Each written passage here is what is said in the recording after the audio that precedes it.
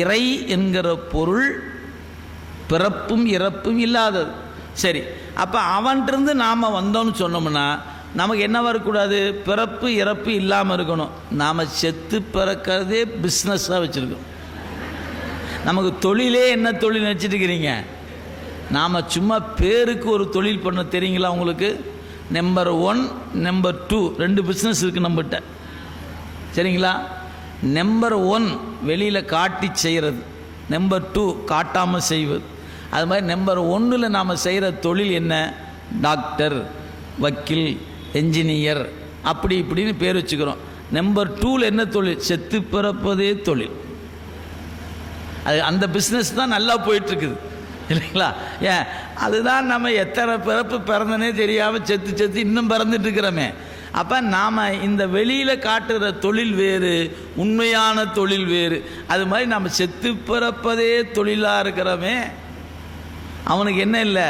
செத்து போவதும் இல்லை, இறந்து போவதும் இல்லை. எனவே அவனுக்கு பிறப்பிறப்பு இல்லை, அம்மா அப்பா இல்லை, அவனுக்கு மறதியே இல்லை.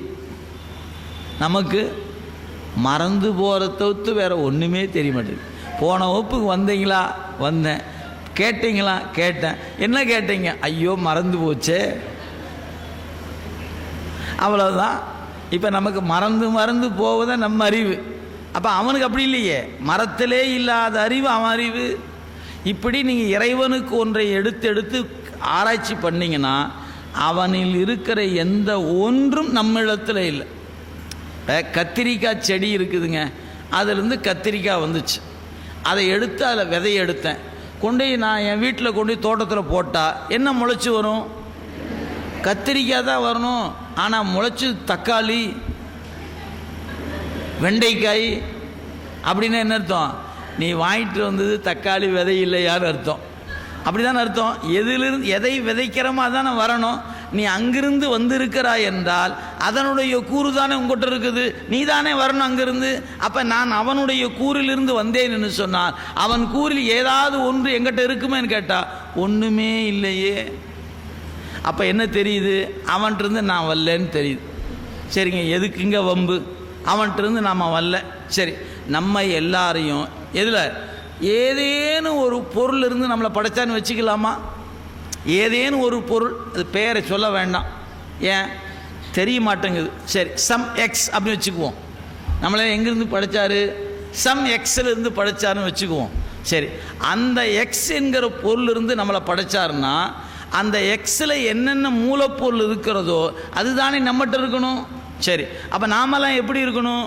ஒரே மாதிரி இருக்கணுமே? இல்லையே. ஒரு தென்னை மரம் இருக்கிறது, அதை விதைச்சோம், வளர்ந்து வந்துச்சு, அது கொலை கொலையாக அப்படியே ஈன்று இருக்கிறது. அதை எடுத்து சுவைக்கிறோம். அந்த மரத்தில் இருக்கிற எல்லா இலையும் ஒரே சுவை தருது. ஒரு மாங்காய் மரம் வச்சோம், அது வளர்ந்து வந்துச்சு, மாங்கனியை கொடுக்கிறது, எல்லா கனியும் ஒரே சுவை தருது. ஆனால் ஒரு பெற்றோருக்கு பிறந்த நாம் ஒரே மாதிரி இல்லையே. அண்ணன் ஒரு மாதிரி இருக்கிறான், தம்பி ஒரு மாதிரி இருக்கிறாங்க, அக்கா ஒரு மாதிரி இருக்குது, தம்பி ஏன் எத்தனை வேறுபாடு? ஒரே ஜீன் தானே. விதைச்சது தானே முளைக்கணும். ஆமாம், விதைச்சது நீங்கள் தானே, முளைச்சது எப்படி வந்துச்சு? அதை ஏன் கேட்குறீங்க? எங்கே மாறுபாடு? அப்போ நாமெல்லாம் ஒரே மாதிரி இருக்கணுமா இல்லையா? இப்போ மாருதி 800 அப்படின்னு ஒரு நிறுவனம் தயாரிக்குது. 800 ஒரே ஃபார்முலா தான். மாருதி 1000 ஒரே மாடல் தான், ஒரே தான். இப்படி ஒவ்வொரு மாடலும் ஒரே மாதிரி தானே இருக்குது. ஏன் தயாரிப்பு நிறுவனம் தயாரித்து வெளியே விட்டுருக்குதுயா? அப்படி தான் இருக்கும். அப்படின்னா நம்மளை தயாரித்த நிறுவனம் சிவபெருமான், நம்மளை தயாரித்த அவர்னா ஒரே மாதிரி ஒரு சரி, நீங்கள் அவ்வளோ ஒரே மாதிரி இல்லை கூட நம்மளை ஒரு பட்டியல் போட்டு நீங்களாம் குரூப் 1 நீங்களாம் இப்படி இருங்க, நீங்களாம் குரூப் 2 நீங்கள் இப்படி இருங்க, அப்படி நாம் எதாவது இருக்கோமா கேட்டால் ஒருவருடைய கைரேகை போல இன்னொருத்தருடைய கைரேகை இல்லை. இப்போ என்ன தெரியுது? இன்றைக்கி இந்தியாவில் மட்டும் 130 கோடி மக்கள் இருக்கிறோம். கைரேகை 130 கோடி வகையாக இருக்குது. உலகம் முழுக்க 680 கோடி இருக்குது. 680 கோடி கைரேகை இருக்குது. ஒரு போல் ஒன்றும் இல்லை. ஏயா இன்னொன்று தம்மா துண்டு ரேகையில் அத்தனை வேறுபாடு. எல்லாருக்கும் விரல் இவ்வளோ தானே இருக்குது.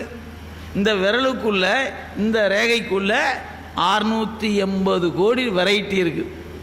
நம்ப முடியுதா என்ன? நம்பித்தான் ஆகணும். ஏன் வச்சு உருட்டிட்டு கம்ப்யூட்டரில் கொடுத்தா ஃபிட் ஆக மாட்டேங்குது. ஏன் இது உன் ரேகை இல்லைங்குது. அதே என் ரேகை இன்னொன்று கொடுத்தனா ஆம் இவர் தாங்குது. அப்போ தெரிகிறதா ஒருத்தர் போல ஒருத்தர் இல்லைன்னு? அப்போ நாமெல்லாம் ஒரு பொருள் இருந்து வந்தோம் என்றால் அந்த ஒரு பொருளுடைய இயல்பு நம்மகிட்ட இருக்கணும் இல்லையா? இல்லை. அப்போ நாமெல்லாம் யாரியா இல்லையா? கொஞ்சம் விவரமா சொல்லுங்க, கொஞ்சம் நாங்கெல்லாம் யாரு அப்படின்னு கேட்டா அவன் வேறு நாமெல்லாம் வேறு. அப்போ நம்மளை எப்படி கருதலாம் அப்படின்னா, நம்மை இறைவன் படைக்கவில்லை, தன்னிலிருந்தும் படைக்கல, ஏதேனும் ஒரு பொருளிலிருந்தும் நம்மை படைக்கல. யாரு? நாம் அனைவரும் தனித்தனி புள்ளிகள், நாம் ஒவ்வொருவரும் தனித்தனியானவர்கள். எனவே தனித்தனியாக இருக்கிற இயல்பை கொண்டிருக்கிற உயிர்கள் எண்ணிக்கை இறந்த உயிர்கள். அந்த உயிர் அனைத்துமே அவன் என்னைக்கு இருந்தானோ அன்னைக்கே இருந்துச்சு. இறைவன் என்கிற ஒருவன் இருக்கும் பொழுதே நாமும் இருந்தோம். அப்பனா நமக்கு என்ன வயசு? நமக்கு சொல்லுகிற வயது உடம்புக்கு தாங்க வயது, உயிருக்கு வயது இல்லை. ஏன்? இறைவனுக்கு என்ன வயதோ அந்த வயது தான் நமக்கும். அவன் இருந்த அன்னைக்கு தான் நானும் இருந்தேனாச்சே. எனக்கு கொடுத்த உடம்புக்கு தான் வயது சொல்லலாம். என் உயிருக்கு வயது காலம் இல்லை, சொல்ல முடியாது. ஏன்? அவனைப் போல என் உயிரும் அனாதி. ஆனால் திருமூலர் சொன்னார், இந்த பசுக்கள் அனாதி.